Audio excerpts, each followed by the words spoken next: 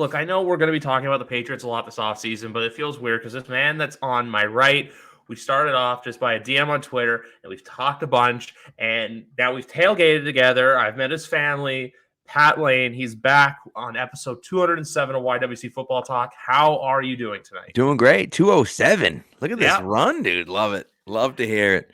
So happy to be back. Yeah. Oh, it's great. It's great finally getting to 200. Just kind of hard work's paid off. Yeah. Jumping right into it with the Pats. Obviously, Pat's perspective is a great name for this episode, unless we get a good soundbite later. So I obviously spoke. This is the second Patriots episode I did. Patriots POV, McGarvin and I, we talked last week, but I wanted to get your point of view just because obviously last time you and I spoke physically on the podcast was before the season. Now the season's done. We can talk about all the stuff we want, but I mainly want to get into the memo, the team statement that came out last Wednesday night, because I gave some quick thoughts about it last week before I wasn't able to. Do you think that memo is just the team realizing, hey, we have to get better, or do you think that's a direct order from Robert Kraft himself? So I think it's a little bit of both. I think it's a two-parter, right? I think it's Kraft kind of saying to Bill, like, hey, look, you got to be a little bit, you got to be a little bit more, forthcoming with the information, right? What's funny about that is that press release comes out. They've talked about 0 interviews being set up. They haven't talked about asking anyone to interview. None of that stuff has happened. They said they were going to start interviewing for offensive coordinator this week, and yet we've heard nothing about, unless Tommy Curran says, well, the Patriots, let's expect to see Bill O'Brien in that spot. Nothing has been made formal. Nothing has been, this guy's coming to interview. Not one thing we've heard. Gerard Mayo turns down interviews, but nobody's talked about his contract extension. So the funny thing about it is that, we get that information, but then it's not followed up with any actual news after that. I do think that part of that, again, is Kraft saying to Bill, look, you got to be more, you got to kind of be out there a little bit more.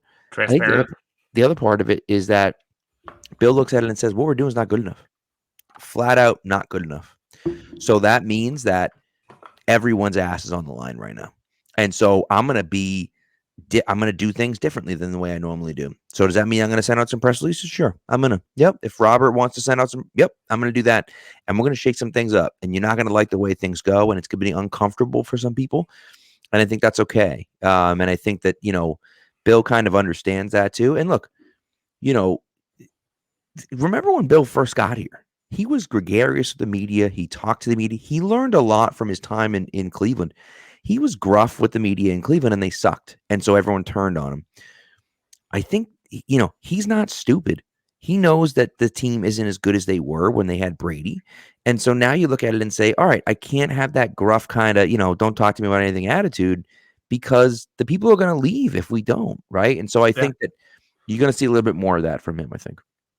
I also think too, look, we don't have to hear about the interviews, or I don't think we need, Jim Irsay will tweet out, we just interviewed Eric Bieniemy. Yeah. We did this. I don't think they're going to be, because when I think of the Patriots in the interviewing, I still think of everything they're going to keep everything close to the vest, and that we're going to hear stuff probably, I don't know, that time. I think probably that week between the conference championships and the Super Bowls when we could potentially hear something, or the couple week gap between the Super Bowl and the scouting combine, because that's a lovely thing. Even though football's not being played on the field, the NFL is a train that just doesn't stop, except for a 6-week period, pretty much from June to the end of July.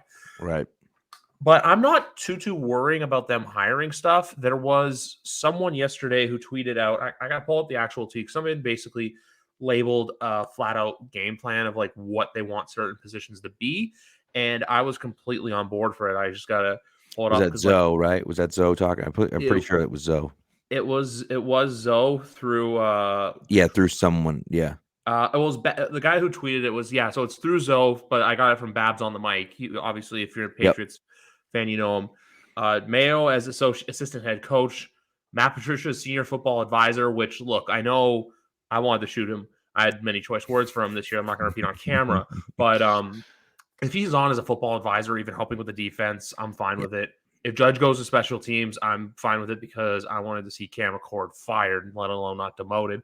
And then Kaylee is probably gone. So I'm going to take Zoe's word for, I'm not going to take it as just someone spewing stuff, because we all know Like, that's the first thing you taught me. Don't listen to Boston radio, but I'm going to listen to Zoe just because I feel like out of anyone, maybe He's plugged Foria in. exempted, he's the one that's plugged in. Obviously, you can say all the insiders and stuff. Obviously, there's guys like out there, like the ones I know, Alex Barth, former guest Kyrie Thompson, just guys like that who also do radio. I'll take their word, but at the same time, too, I'll take Zoe's word just for that much better because I know he's much more plugged into the team than a lot of guys are, and that even includes Mike Reese. 100%. And the other part of it, too, is that, you know, Zoe's not a journalist, right? He's a guy who's on the radio, and so he can get information from people and dispense that information without burning bridges because it's not a real report. Mike Reese can't run with something. He might know what's going on, but he can't report it, right? Zoe can kind of come, this is what I think's going to happen. Yeah. And yeah, he's probably tuned in and knows what's going on, but he can't say it's a real report. He can't say that he's hearing it from someone inside the organization. He's just saying, oh, yeah, I think this is what's going to happen. And we all know that he's getting his information from someone. And so, I think Nick Caley, I'm not sad to see Nick Caley go. I'm just not. I mean, it's one of those things where him, like, you kind of looked at it and said, okay, maybe he's the offensive coordinator because, those tight end coaches, you look at it and say, okay, well, they kind of bounce around when the tight ends are, I mean, it's funny because everyone talks about it. Like when the tight ends are doing receiving, they're with the wide receivers. When the tight ends are doing blocking, they're with the linemen. And so the tight ends coach is just kind of just walking around like, okay. Yep. And so you would think, you could be, an OC based on that. I haven't seen a lot of growth from any tight ends in this organization. And I really haven't seen, and they didn't trust him at all. He wasn't even part of the game plan. And Matty P and Joe Judge had never done it before. So that tells me all I need to know about Nick Caley. He wants to interview with the Jets to be their OC. Great. Go ahead. Like, more power to you. And maybe it'll be a great offensive coordinator. I don't know. But, if Bill doesn't think he can do it, then maybe he can't, So we'll kind of see where that goes. I guess Cam Achord is good with kickers, is what I've heard. Yeah. If that's the case, I don't mind him sticking on as the assistant special teams guy, and Joe Judge can kind of balance him out and be the actual special teams guy because Joe Judge is a very good special teams coach. And so, I think I'm okay with that. And like Matty P, you say, look, man, I like Matty P. I think Matty P's good. He's a good football mind. I think Belichick trusts him a lot, which is good. I want him, 90 yards away from the offense. Like, don't put him anywhere near the offense. But if you want to help out a little bit, hey, I'm seeing this or I'm seeing that, or, give some pointers to guys here and there, talk, help out the defense, do this, do that. Fine. I wouldn't be surprised to see Gerard Mayo. I like the assistant head coach thing. I wouldn't be surprised to see him get DC/assistant head coach. I don't know if they want to necessarily say that someone's the defensive coordinator, but I wouldn't be surprised to see him get those two. I do think that there's a possibility that he's the guy that takes over for Bill when Bill leaves. And if that happens, then there's a good, and again, we're talking 3-4 years from now, right? Because Bill's got to pass Shula's record. He's not retiring 100%. until he does that. And so either he's going to die or he's going to pass Shula's record. That's what's going to happen. So so it's one of those things. And so you look at it and say, okay, if Mayo takes over, and we don't know if that's going to happen, but if he does, you would think Steve stays on and plays and stays as the DC, right?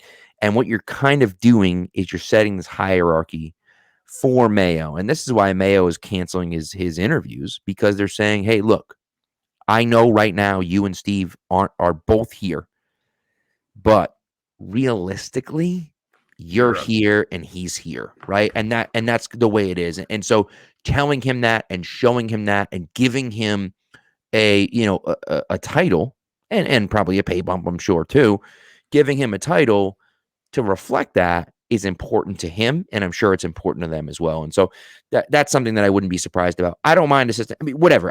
Ultimately doesn't matter, right? But the whole point is that he's above Steve in the pecking order, right? And so I think that's kind of what we'll see going. And then, but it's funny because if Bill O'Brien comes as the OC, there's a chance he could be the next head coach of the Patriots when Belichick retires. And so we'll see, but it could be interesting. Yeah, that's just the thing. Like, it's an all guessing game. It's an all wait and see. Yeah. I still feel like if it's not Bill O'Brien, they're going to do a left field hire. And I'm not saying it's going to be someone bad. It's just going to be that person you didn't expect, because that's ultimately the Patriot way. Another take I have for this upcoming offseason, I feel like a lot of Patriot fans aren't going to like this.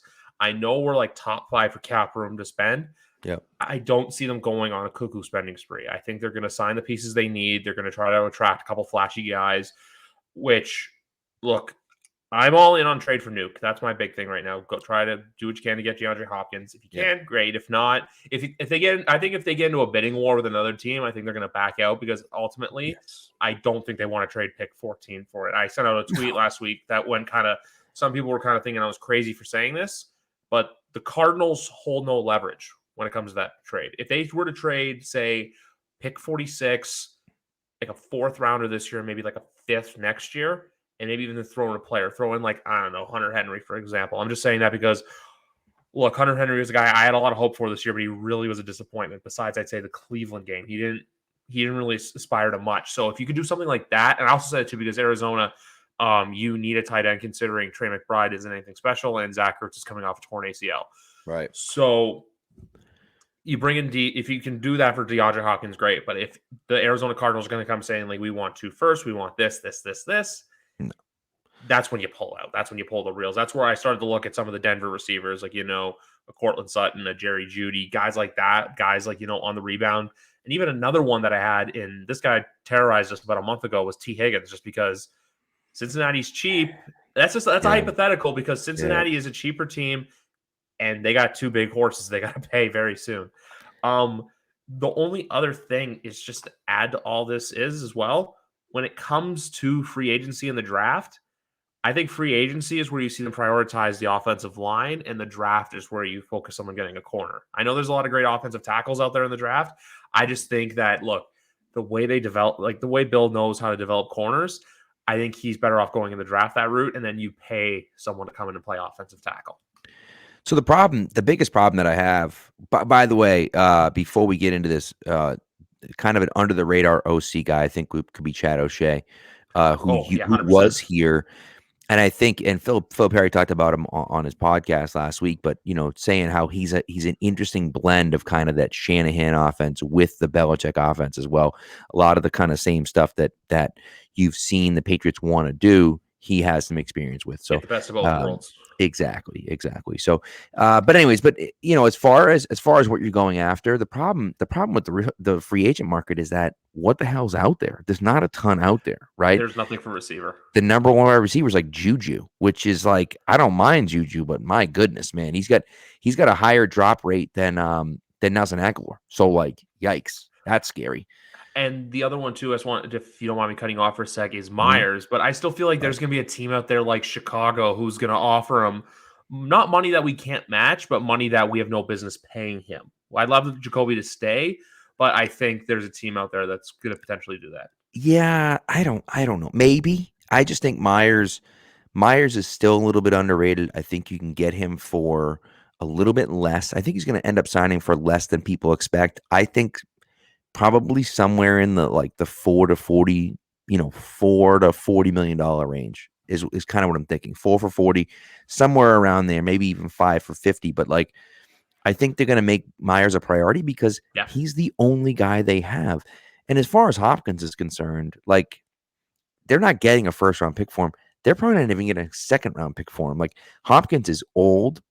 They got nothing for him too, remember? Well, right. And but not just that, but it's like, he's old and his production hasn't been great lately and he hasn't been able to stay healthy. And so now you wonder, like, you can't give up a first round pick for the guy.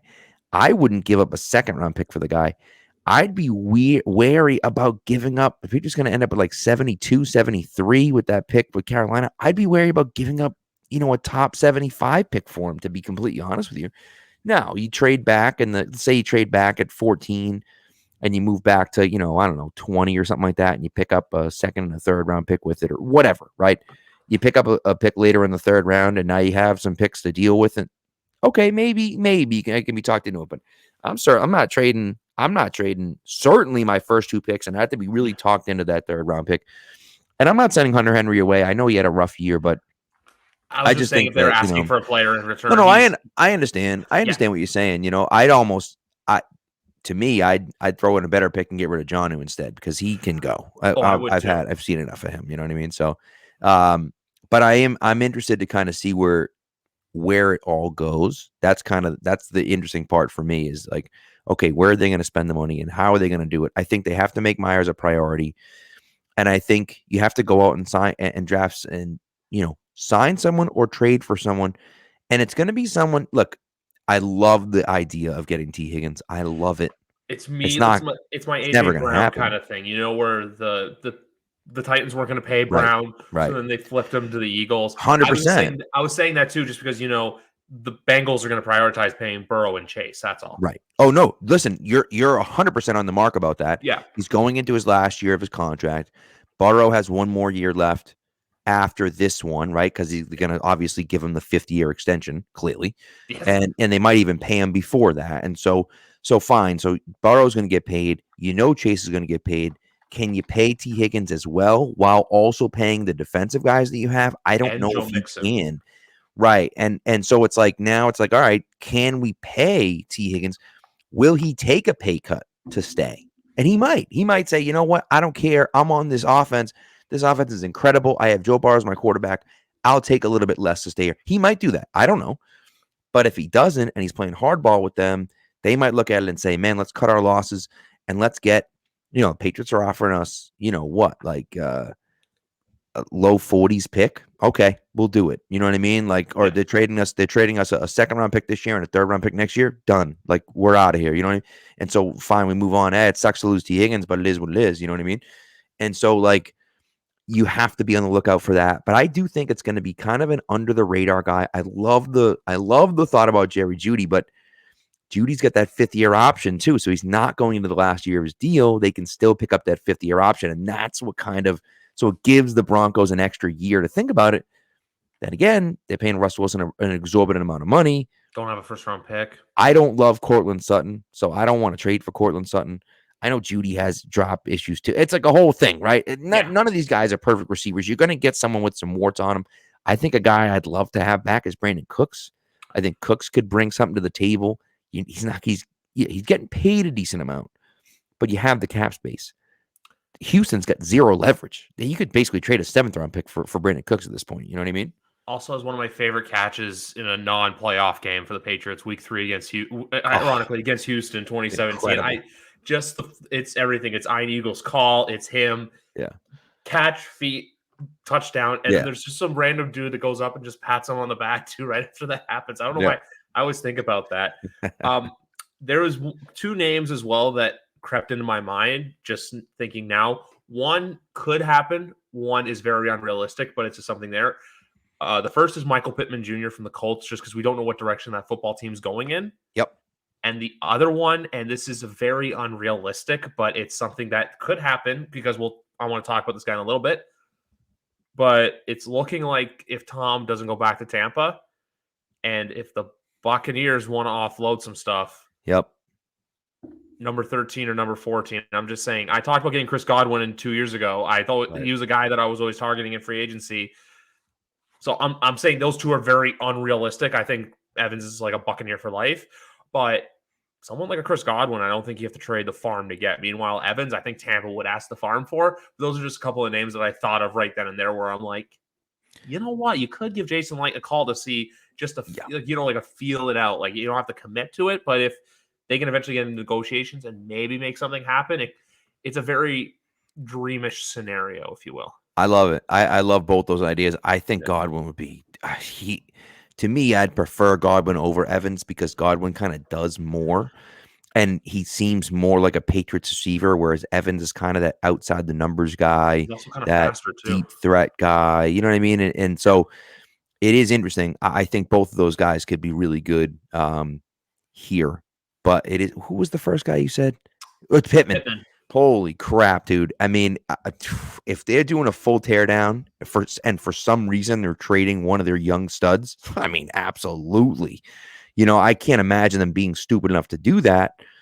But I don't know. Like, stranger things have happened. You never know. If they're like, you know what? We like Pittman, but we don't love him.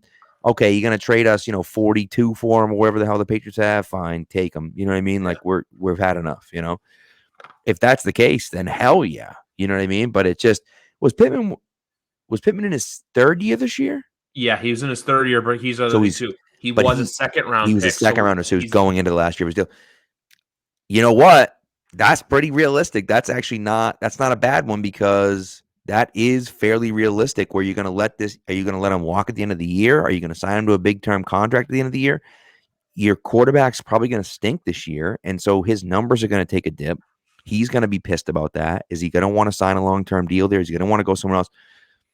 I wouldn't hate it. I mean, I love Michael Pittman, so like I'd be down for any of those guys, and so that's one of those things you got to keep your eye on those guys where it's like, anytime there's an expiring contract at the end of the year, you always wonder, like, will that guy last another year, right? And will they want to say, screw it? And especially in Indy's case, where they're like, well, what the hell does it matter to us? We're going to suck next year anyways. And the new GM in there is thinking, screw it. Or the new head coach, at least in there, is thinking like, yeah, screw it, dude. I don't care. Get rid of this guy and bring me a young guy in that I can help mold and develop. And at the very least, what it does as a GM / head coach, it buys you more time. Hey, I got all these young guys. What do you want me to do? I can't make them all play well. Robert Saleh's got great job security, because it's like, hey, my quarterback situation's trash. We drafted a guy. He sucks. What do you want me to do? And we're getting these guys, bringing these guys along, and they're pretty good, but like, this guy stinks. What do you so like, it's good job security for you to say like, hey, I got a bunch of young guys and they're just not ready to play yet. What do you want me to do? Yeah, exactly. That I just looked at the Colts from a standpoint of like, look, I think Chris Ballard's really on the Chris Ballard and Joe Douglas are two guys. I think either, look, you got to tear it down, or not so much Joe Douglas, more Chris Ballard. I think Chris Ballard's basically putting off a rebuild to where you basically fire him and then you're going to put a new GM in a very messy situation, like what we're seeing in Chicago right now. But with Joe Douglas, he's in more. I'm still on this take that I said this since we beat them. The game you were at, the Marcus Jones return, that the Jets needed that game more than we did. Oh, yeah. Because for them, the mental psyche of that team went downhill. Zach Wilson's job security, downhill. Meanwhile, now Joe Douglas has to go out there and make a move at quarterback, where look, I know there's a lot of people out there that are saying, oh, do this, do this, do this. If anything, my worst case scenario is have a competition during training camp between Mac and Zappy to see who can get the job. Because when you look at the games like the one we went to, it was Detroit being stupid. Now they're not stupid. Cleveland, that was the best game the team played all year. Complete offensive, defensive, special teams. And then Chicago, for everyone going like, oh, they were so bad. Everyone was bad against the Chicago Bears. It's painful, but that's what happened. But with Mac now, I'm not saying this is the year where you judge him, but we're seeing it with Daniel Jones. If you can get Mac Jones, decent coaching, and they can steal a game or two, 8-9 quickly becomes 10-7. It could become 11-6. Now, I'm not out here saying challenge Buffalo for the division. No, Buffalo, it's their division. We all know that. But challenge Miami for second place, because we don't know what Miami's going to be next year, especially with quarterback. They can say right now Tua's our guy, but if you want to, you got to pick up the fifth year on Tua plus 2. We don't know what the head history. It's just one of those very scary things that you don't know. One day you're fine, one day you're not. So I'm just here to say, get them the right coaches, because for everyone out there that says like, oh, Mac this, Mac that, it's all just, I think, Patriot fans who are just seeing all these young guys just, oh, look at this. Give the guy time, because one thing with Mac's performances, coaching held him back this year. And with the interceptions, look, after he came back from injury, and especially after that Bears game, he only really had the Raiders and the Bills game where he was horrible in, I'd say. Yeah, and I don't think he was horrible in the Bills game. I really don't. I mean, he threw 3 picks and everything. You know what I mean? But if you watch the game, right? Like, we all watch the game. If you watch it, you're looking at it saying like, okay, yeah, the first pick wasn't great. You'd like Aguilar to actually fight for the ball, but wasn't great. Fine. Same spot as the wild card game pick, or ironically. Right. And the next one, you're like, okay, tip ball. Maybe it wasn't the best pass, but it gets tipped. Third one's not on him at all. And third one's 100% not on him. So now you look at it and say like, okay, well, are any of those 100% on Mac? I don't think so. Are any of those 50% on Mac? I'd make the argument they might not be. So it's like, so you start looking and saying, okay, the Chicago, terrible throw, 100%. He should have never played that game. I said it from the beginning. I said, you don't play Mac Jones that game for multiple reasons. But the biggest reason for me was that the fans were out for blood. They were out for blood. They loved Zappy. They had this obsession with Bailey Zappy. And so you just say, hey, kid, go out there in prime time and show everyone what you got.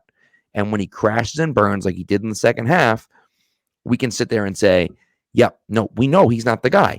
And Yep. that's okay. And the thing is that if the game had gone the way it had, where the Patriots get blown out, at least we would have woken up on Tuesday morning and said, all right, well, that sucked, but the Zappy era is over. We can move on to Mac Jones now. Like, at least we would have had that. We didn't even get that because they freaking started Mac and then pulled him. It was stupid. Yep. And so it's like if you just had started Zappy, even if he has those 2 crazy drives to start the game, or once you're down 10-0 or whatever, he has 2 crazy drives, and then he's crap the rest of the game, at least we can look at that game and say, like, all right, he was terrible, and like we can move on, we can move back to Mac Jones. You never got that. And so that was, to me, I was livid. I was a mess that game. But anyways, it was just that, that's kind of where I'm at with that. We'll see. There is one situation in which I will gladly can Mac Jones and move on. And that would be if Lamar becomes available. Sure. Yeah. Absolutely. 100%. Right.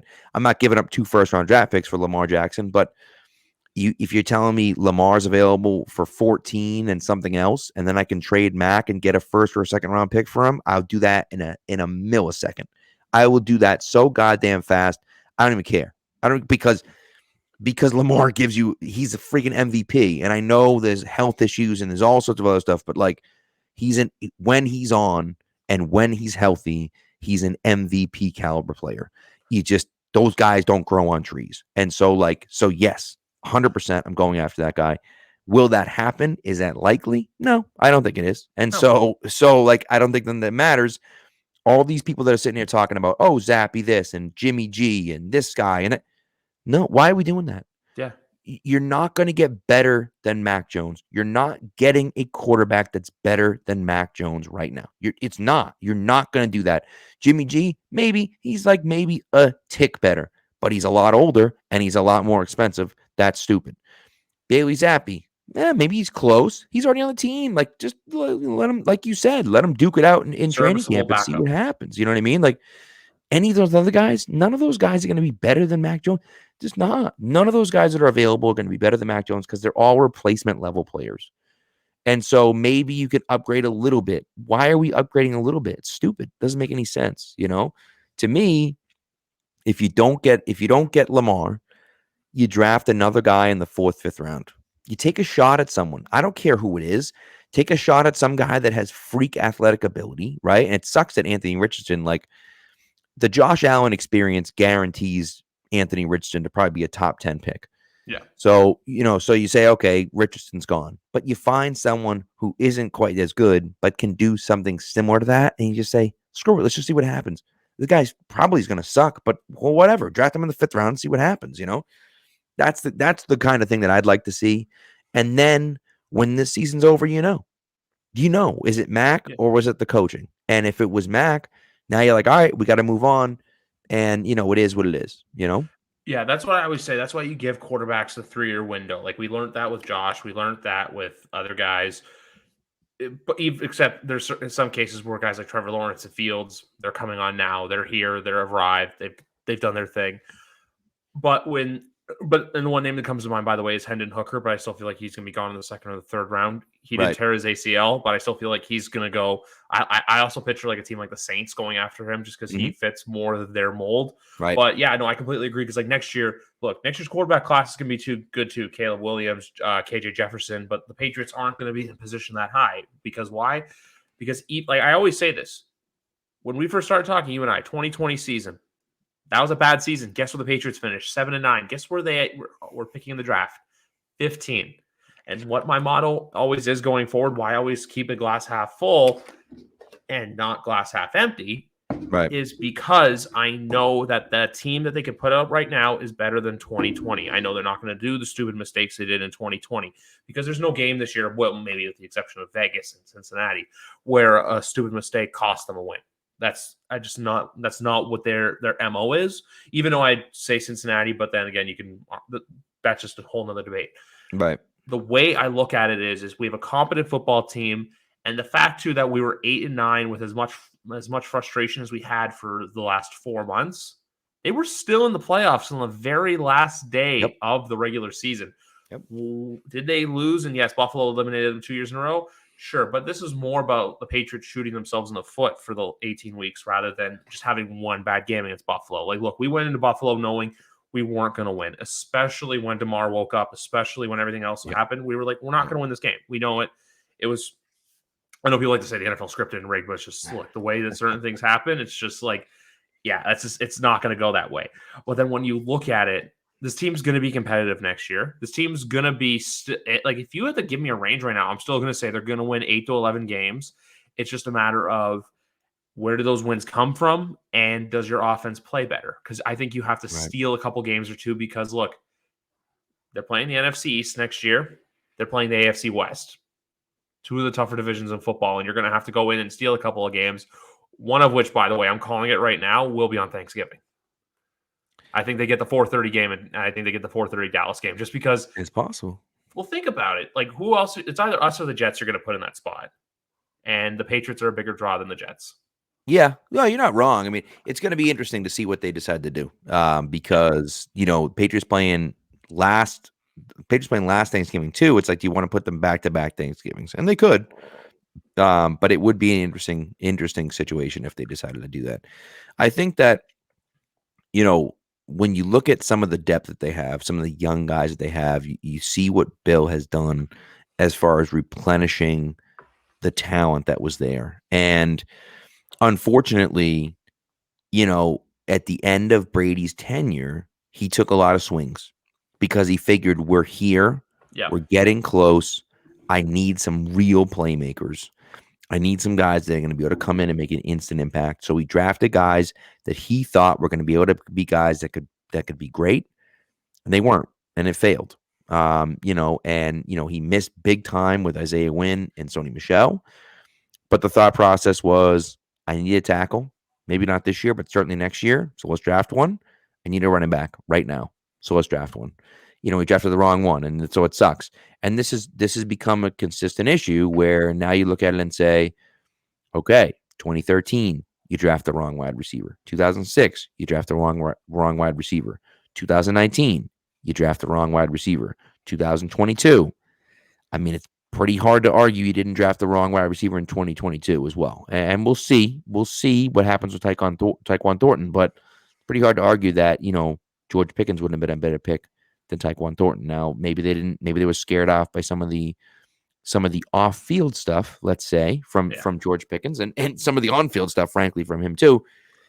Maybe that was part of it, right? So, but the kid's a stud. I mean, you can all see that, right? So it's like that becomes difficult when you start looking around and you start saying, you drafted a guy in the first round in 2019, and it wasn't A.J. Brown, and it wasn't DK Metcalf, and it wasn't Deebo Samuel, and you start listing off the names, and you're like, oh my God, dude, like, what did we do here? You know what I mean? And so, and it's a problem. I mean, look, 2013, freaking Keenan Allen, who they passed on, is still a stud in the NFL. Still.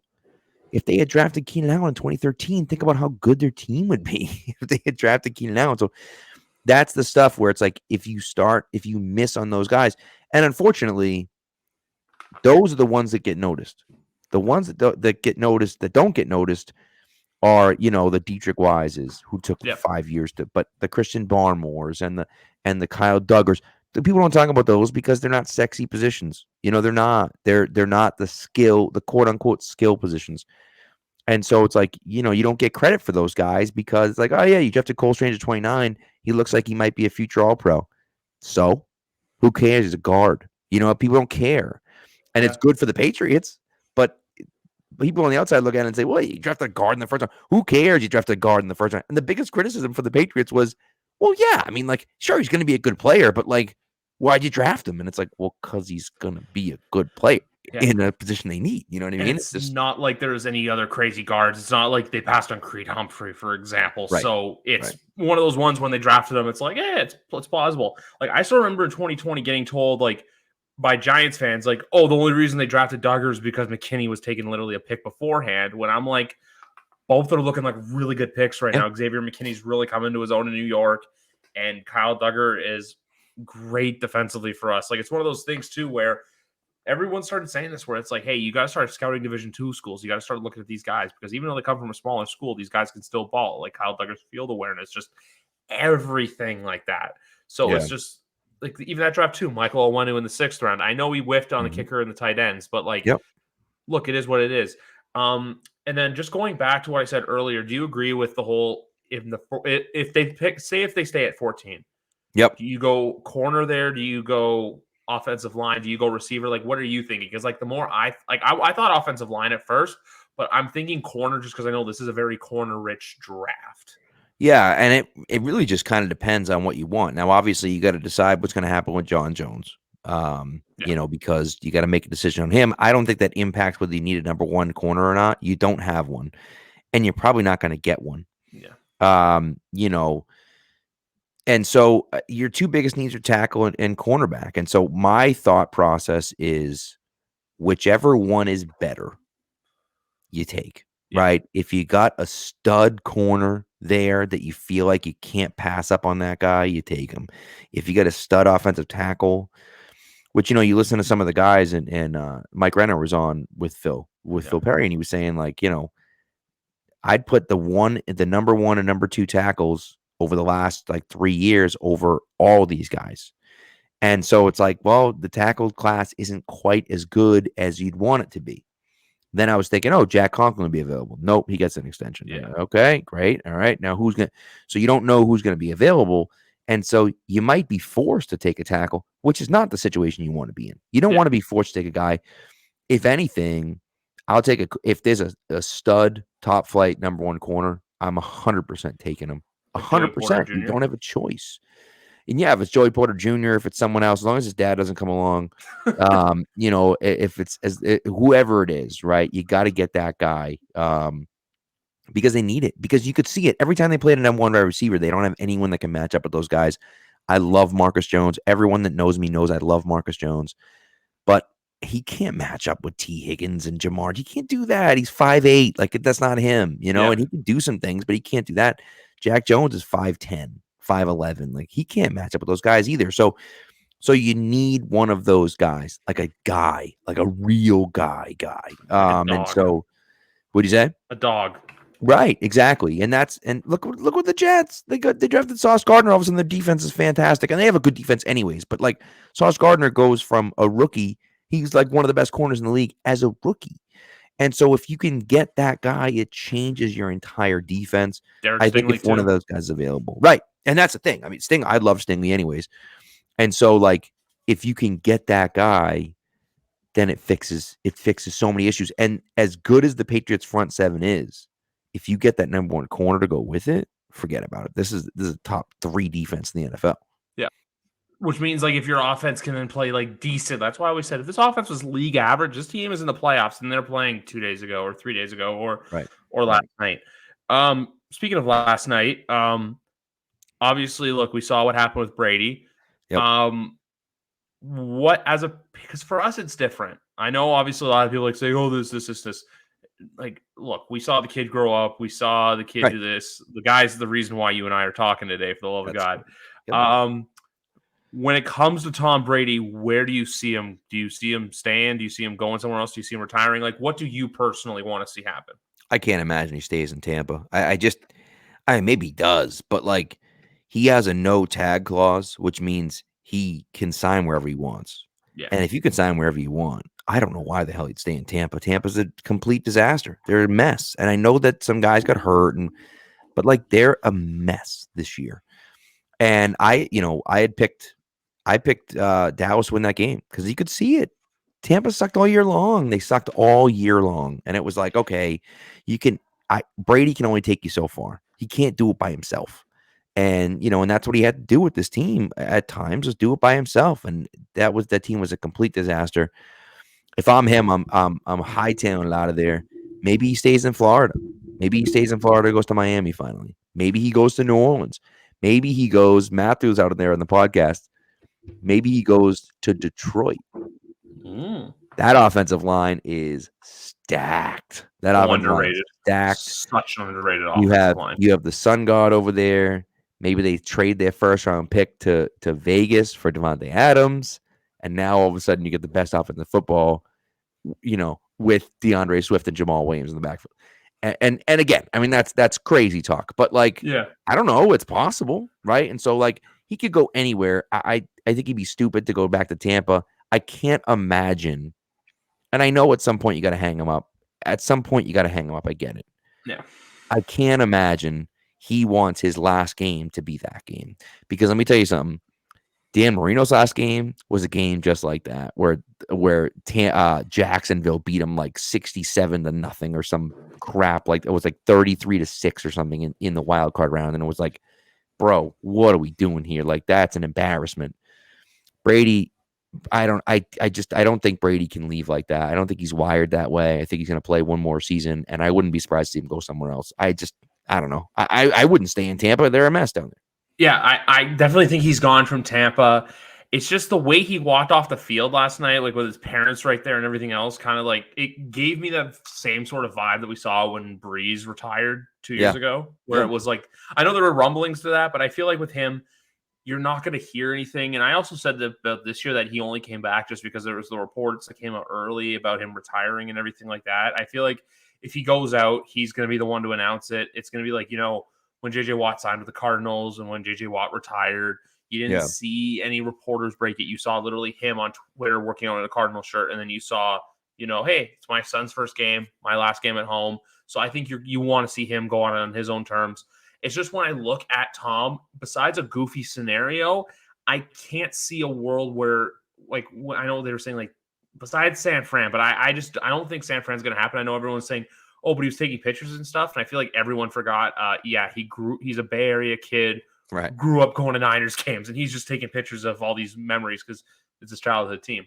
But when people said like, oh, Tennessee or Vegas, I'm just like, those teams I don't think are a Brady away, regardless of the name, from leaping to a Super Bowl. Like even with Brady, I still put the Raiders behind the Chiefs and probably a better offensive coordinator than Joe Lombardi-led Chargers team.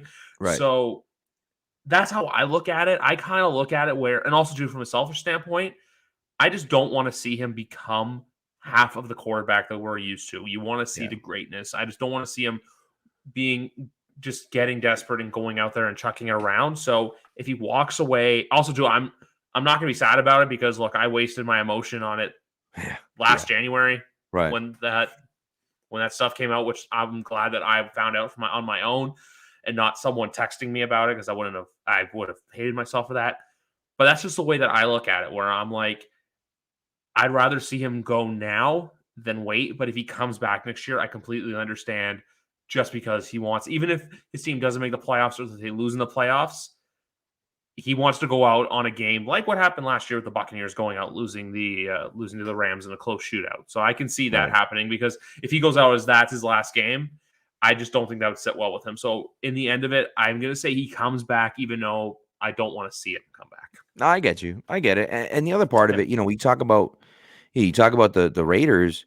Why would he go to a division like that? Why are you going to a hard division? There's no need to do that, right? Denver will be better next year. Right. And you go to the NFC North, right?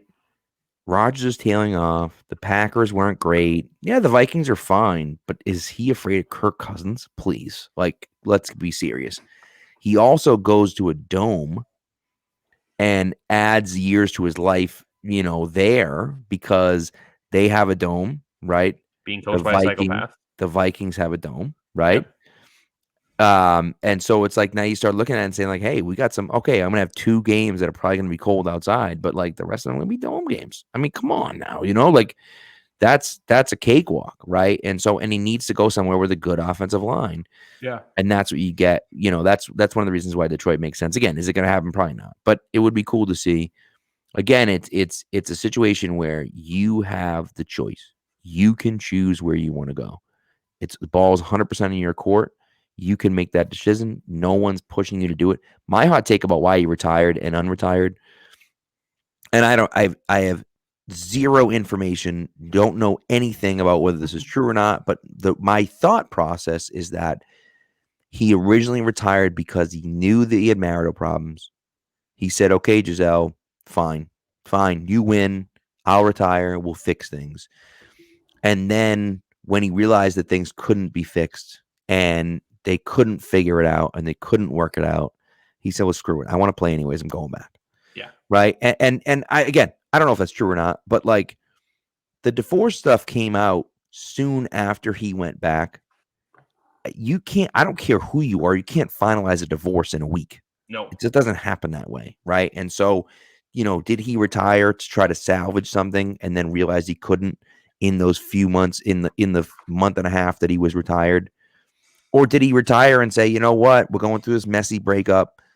Let's retire, deal with this crap right now. And then if I still feel like my heart's in it, I'll play this year. Right. I don't know. You know what I mean? But it's like, it's one of those things that like, yeah, okay, I get that he's rich and famous, but like, what, he went back to football and then she said, okay, we're getting a divorce, and they got divorced in 3 days. Like, that doesn't make any sense. You know what I mean? So that's the thing for me, is that like, I just, excuse me, I think that could be part of it. Again, I don't know. I have no actual information, but that's just kind of my thought process on it.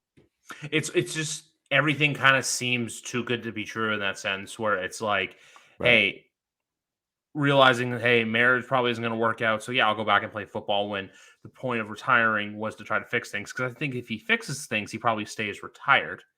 Right.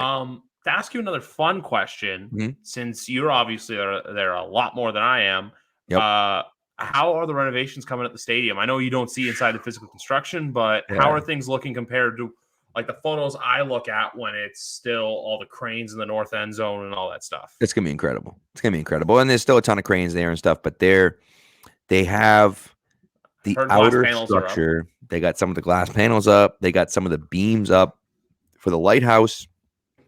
It's like jaw dropping. And to me, it's going to be a whole new stadium. Like, it's going to feel like a completely different stadium. And I think that's the thing I'm most excited about, is that you're going to see something that you've never seen before. Like, you're going to see a stadium that looks like a Dallas, or looks like a place like that you're like, oh my God, like this is like a Madden created thing, where it's like you see that stuff. And so I'm excited to see it. Supposedly they're behind schedule, and I don't know what's going to happen in the winter time. I'm sure these guys are going to work in the winter, but see, the thing is that they're making this push to get the outside done, because once the outside's done, you obviously got a ton of stuff to do on the inside, but you don't have to be outside when you're inside, right? And so when it's nasty and snowing and everything else like that, you get the guys working on the inside doing all that stuff. And so now it's like they're not operating cranes in the snow and sleet and freezing rain and everything like that. So I do think that it's going to be awesome. I'm very excited about it. And so we just bought tickets.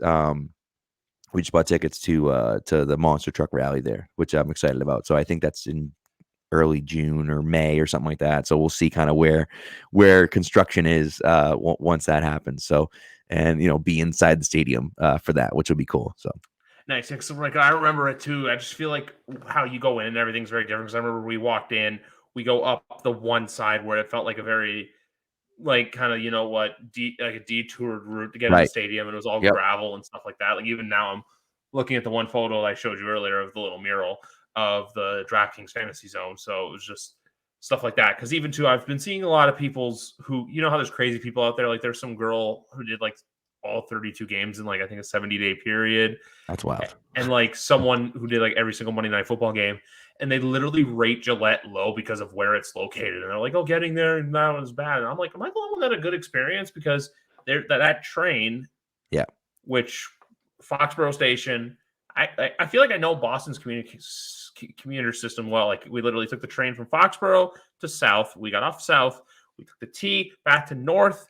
And then we went to our hotel right next to the Garden. So it's just one of those things where I'm just like, okay, I feel like I know it's like not the hardest to get to. You just have to do your research on how to get there. And even the drive to itself wasn't terrible when we went.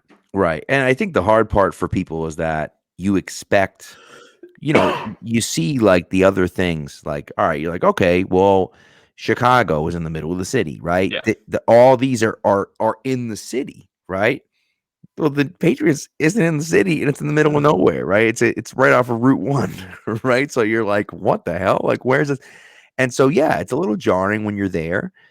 But at the same time, it's a good atmosphere. It's fun to get there. And if you can figure it out, the thing about the Patriot Stadium is you have to figure it out beforehand. You can't Yeah. just show up and do it, right? And so that's what makes it a little bit more challenging. Green Bay is in the middle of a residential area too, but they kind of do it up. They play into that, right? Where you park on someone's lawn. We went there, it was incredible. It was Buffalo's amazing. the exact same. Right. And so exactly, right? So you park on someone's lawn and it's like, hey, we're at the stadium. Like, holy crap, like here we are. You know what I mean? And so they play up into a little bit where it's like you're still on the highway, but like you're not anywhere near Boston. So people think about Boston, they're like, oh, it's Boston. No, you're like 40 minutes from Boston. Yeah. You know what I mean? So I can see people being upset about that, especially if you booked your hotel in Boston. But it is what it is. There's so many hotels right on Route 1 right there. Like there's a million of them at this point now. And so it's like, yeah, if you're going to a Patriots game, book a hotel right there if you want, or do what you did, which is book a hotel in Boston, see the sights in Boston, and then be like, all right, how do I get to this? Oh, okay. Oh, I can jump right on the train. Perfect. Okay, now I got to figure that out. So, you have to kind of do that ground that work ahead of time to figure that out. Yeah, because even like on the Friday when we went there and had our little day in Foxborough, we literally found the train from Northeastern University, took it to Foxborough, because guess where, Foxborough Station you can walk Right. to get to Gillette Stadium. Yep. That's the thing. Like, and even still, like last time we went was Thursday to Monday. Like 2023, there's already a handful of opponents I've circled that I want to go to. And what was I going to say next? If we go though, we probably do Saturday to Monday. Like, get in Saturday. I probably always still stay in Boston just because it is more convenient, and Logan Airport also just happens to be super super close to downtown. Yep. But just I'll tell you right now, the handful of ones I circled were like I think the Saints, the Eagles, and potentially I'd love to see the Chiefs, so I feel like it'd be an expensive ticket or prime time. Probably, yeah. But the 1 o'clock window was perfect. If anything, maybe a 4:25 window, because it'd be nice to wake up, relax, and then I feel like for that one you get to the stadium to tailgate around 1 o'clock, right when the 1 o'clock games start. Yeah. Yeah, so for that it works out. But no, I just have to ask about the stadium just because that's the one thing I'm really excited to see. And even I know right now, the one little video board they had in the northeast corner is going to wrap all the way around too, which I'm just like, oh, it's going to be so exciting to see. And even now, just looking at the photos and stuff, it's so cool for me to get to say like, hey, I've been there now. Yeah. Yeah, it's cool. It's fun. And it's one of those things for me that, I think the nostalgia part of it is fun, being there before and then being there afterwards. And even from the original stadium, I mean, look, people that went to old Foxborough Stadium, right, back when they had metal benches and everything like that, right? When they built Gillette, they only added 8,000 seats, but they tripled the area, right? And so the idea was to make it bigger, right? And to make it so you actually have some room. I mean, we'd walk out of there as cattle, where everyone would be like herded together and you shoulder to shoulder, you can't move. You couldn't get out of there. You know what I mean? And so it's like we've opened things up a lot more, and you have these concourses now, and they've, then it's like now they're taking down seats and they're adding in the Putnam or the Optum Club down below on the field level. Then they took out seats at behind my section where the lighthouse was, and they added in a big area over there that people could congregate in, and they put tables over there. So they added a ton of different things like that. They widened the bridge significantly. So they're doing all those things because they understand that people aren't just sitting in their seat, they're walking around a little bit too, and they're making it easier to get from place to place. And that's the other part about this construction, is that not only are you building all these clubs in here, but you're also making it so that if you're in the 300 level and you're sitting in 301, you don't have to walk all the way around to get to the other side of the stadium. You can just walk straight across, right? So that's the hard part. Now, what's interesting about it is like Tennessee, if you're in the 300s and you want to get to the other side of the 300s, you have to walk all the way down and then go around and then walk all the way back up. And it's like, what the hell? What are we doing here? Like, you know what I mean? So it's one of those funny things. And of course, Tennessee has just got permission, or is looking for permission to build a new stadium. Yeah. And so I think that part of that is because they want a Super Bowl there. But nevertheless, it's funny where you start to look at it and say, like, that stadium's not much. That stadium's a year or two older than the Patriots Stadium. It looks exactly the same way as it did when they built it. Whereas Gillette looks completely different than when they built it. And oh, by the way, Kraft's the only one not using public money. He's the only one in the league that doesn't have PSLs. And so it's like, you know what? I'm going to pay a little bit extra for a ticket, but I'm not paying a PSL. I mean, Jesus Christ, dude. Buffalo's going to be doing that. Yeah, we have two teams that share a stadium and they both have PSLs. The Jets and the Giants have PSLs. That means I don't even own my seat. I share my seat with another guy and I'm paying to share this. It's like crazy. So we're very lucky as, as season ticket holders, we're very lucky that Kraft takes care of us in that way. Yeah, exactly. And like even with Chicago's another one too, but that's a whole other thing. But I know they're doing it. Like everyone's like, oh, a dome stadium. They want a Super Bowl. They want a Final Four. Chicago, they want all that with the Arlington Heights stuff. I've talked about it on nauseum here with a couple Bears fans just because I'm always curious about stadiums. And I did one with the Bills as well. And with theirs, it's a matter of you just can't upgrade it because their stadiums actually goes into the ground. Right. So the new one's going to be above ground because I was telling people, whether it be Joe, whether it be shout out you know him too now, new friend of the show. Actually, I don't know if I told you, but Greg Thompson, Cover One Sports. Oh yeah, I did. Yeah, love Greg. Yeah, I've actually gotten to work with those guys a bunch of times. And then basically the way the new one's going to be. So right now you can see the lights from the highway, but the new one's going to be so far up, so the stadium's going to stick up. But then they're going to get PSLs, which I was curious about, just because they're in a market that traditionally, it's not calling them like on poor or anything, but Buffalo's more of a blue collar city. It's a college town, yada, yada, yada. So it's going to be interesting to see for them. But at the same time, too, the next 3 seasons for them, tailgating is going to be a nightmare because the stadium's literally going in the parking lot right across the street. So it's going to be interesting. But happened in Foxborough too. Yeah, the same thing. You know what I mean? Yeah, but also fun fact for you folks: Gillette Stadium was once going to be called CMGI Field, which I'm really glad that never happened because the name just doesn't sound right. Gillette sounds so much better. I attended a game at CMGI Field. It was a Revolution game, but I attended a game at CMGI Field. It's pretty cool. As a matter of fact, at the Hall of Fame, they have like a that's where I learned it. Yep. So they have that like tutorial where they walk you through, and it's like a virtual tour, and the name is CMGI Field on the virtual tour. So it's pretty cool to kind of go back and see some of that stuff. And of course, CMGI went defunct before the football season opened up. But yeah, it was CMGI Field, and then it became Gillette, and and the rest is history. And they've been Gillette ever since. So it is it's interesting when you see some of those things get changed. Heinz Field now becomes whatever the hell that is. And so it's like, it's almost like Gillette Stadium is Gillette Stadium. Like, you don't want to change. And the Staples Center isn't the Staples Center anymore. Like, it's the crypto, like, what?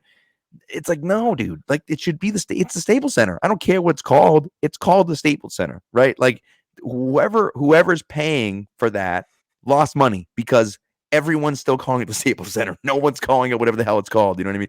Same thing in Pittsburgh. It's Heinz Field. I'm sorry. It's Heinz Field. Like, that's what everyone's going to call it. And so if Gillette I think signed like some ridiculously long, like a 25-year deal with the Patriots recently or something like that. So they're not going anywhere. But if they did, they're still going to call it Gillette Stadium because it's been Gillette Stadium for 20 years. Of course, everyone's going to call it Gillette. So it's like the same thing as TD Garden as well. I know it used to be called like the Fleet Center and whatever, but like you're not gonna change the names. I also learned recently that the Boston Garden was literally located like right next to where. Literally next to it. Yep. Yeah, I didn't realize it was that close. I thought it was a little in a different location. Nope. Before we get out of here, a couple positions I want to ask you about quickly. Yes. With the running back room next year, I see it quickly being Stevenson, Harris, Strong, but not the Harris people are thinking about. I see it being Kevin Harris. I think, look, Damien's injury, what happened in the last game, plus the fact too that the 2 rookies came in and got touchdowns against Arizona, I think that was kind of his nail in the coffin. And as for the receiver room, do you see it staying the same? Like Myers excluded, because I hope Aguilar's gone, which I think he will be. But then, do you stick with a core of potentially Parker, Bourne, and Thornton, or how do you see that going? Yeah, so the running backs, as far as the running backs are concerned, look, if Damien Harris, if he's cheap and he wants to come back and he knows that his role is going to be as a secondary back, I got no problem with him coming back. He's a good running back. He's a powerful running back. I like having him on the roster. I know Kevin Harris gives you something similar, but can he do it as well as Damien Harris does? Probably not. And so I wouldn't mind having Damien Harris if he's reasonably priced, right? Which I think he probably will be because he had kind of a little bit of a down year this year. Running backs aren't going to get paid a ton anyways. So I think there's a possibility that Damian Harris comes back, but Ramondre is definitely the number one back. What we saw this year, though, was he can't carry the load all season long. You can't run him into the ground like the Patriots did because he just fell off the face of the planet the last few games of the season. They lost that Cincinnati game because he fumbled. Yep. If he doesn't fumble there, they win the game. And Ramondre hadn't fumbled at all up until that point, and he put the ball on the ground like 3 or 4 times at the end of the year, and he didn't lose all those fumbles, but still, it's like, man, it's cause for concern. And so you just think like he can't carry the load all year. So if Kevin Harris can take over there, fine. If Damian Harris is the guy, and don't forget now, Ty Montgomery's on the team too as well. Yes. Sorry, couldn't get that one out there. So I think with that you're okay. If you can bring Damian back, fine. If not, it's not the end of the world. As far as wide receivers concerned, you got to pay Myers. Aguilar, I can't imagine Aguilar comes back. That would just be mind-numbingly stupid, I think, by the Patriots.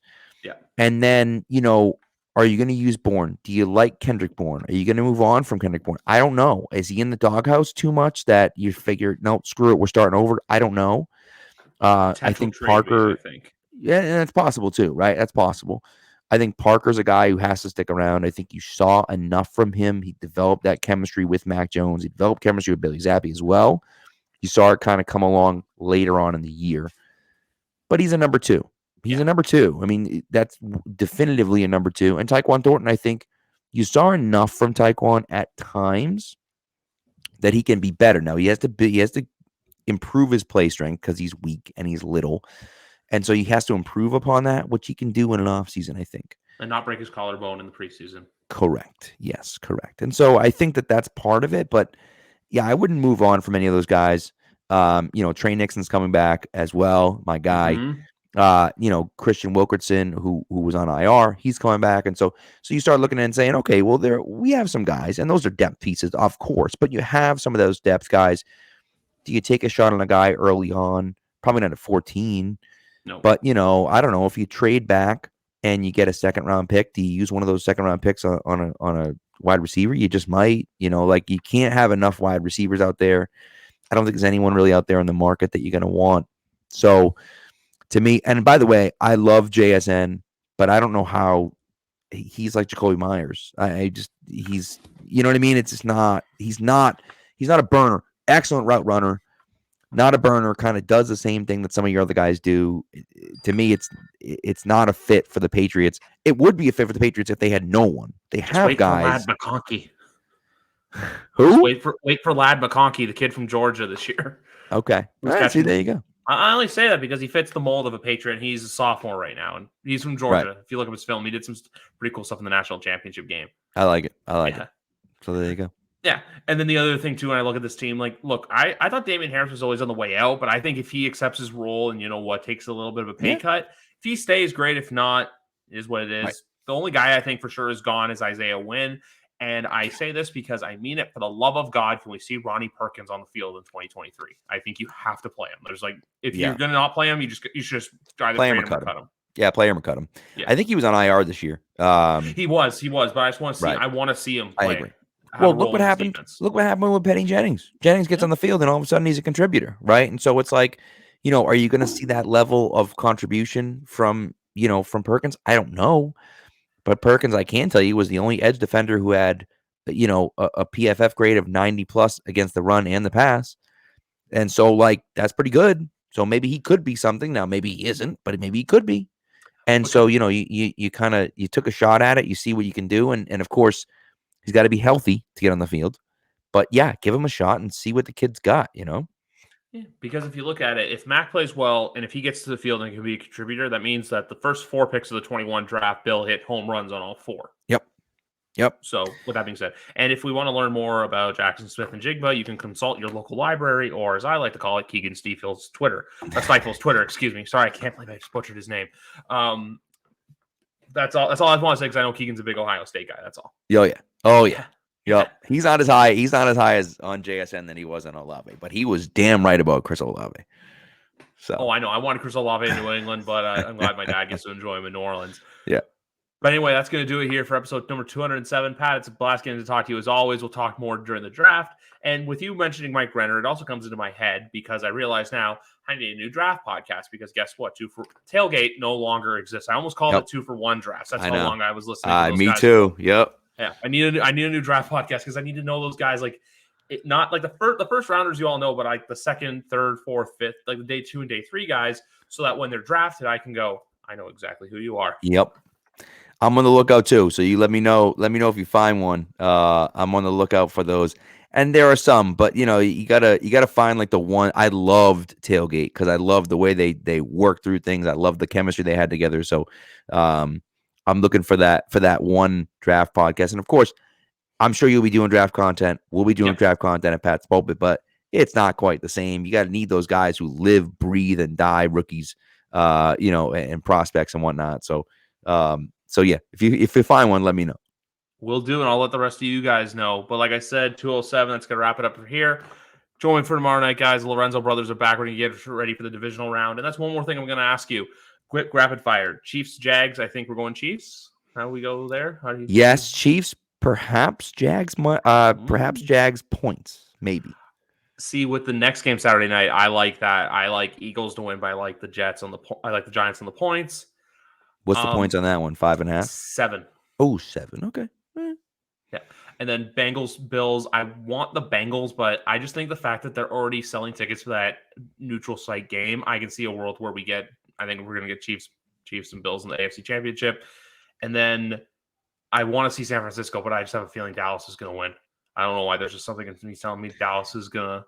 It's possible. DeMar Hamlin's going to be on the field pregame. I don't know how the Bills lose that game, but the Bengals, when their offense is clicking, man, they are tough to stop. And wait, was the DeMar Hamlin thing confirmed, or is that just no? But I'm sure. I mean, he's at home at this point. Like he leads them out of the tunnel. Just give them a little Lombardi. I'm sorry, I know it'll make us miserable, but like if he's in the stadium in any capacity for any game, right, they're not losing. This is the one, and they're not. And there's a very good chance that this is the last home game of the season, right? Yeah. Unless the Chiefs somehow lose on Saturday.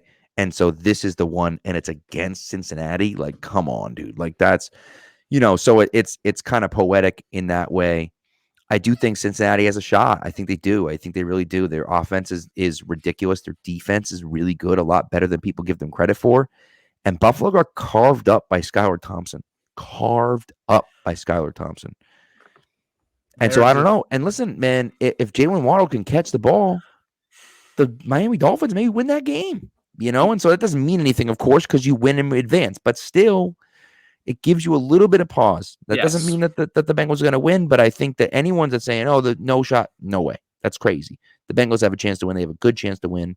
And to me, if you're getting 5 points or something like that, what is the spread in there? Is that 5? That game? Let me open up my score app so I can let you know.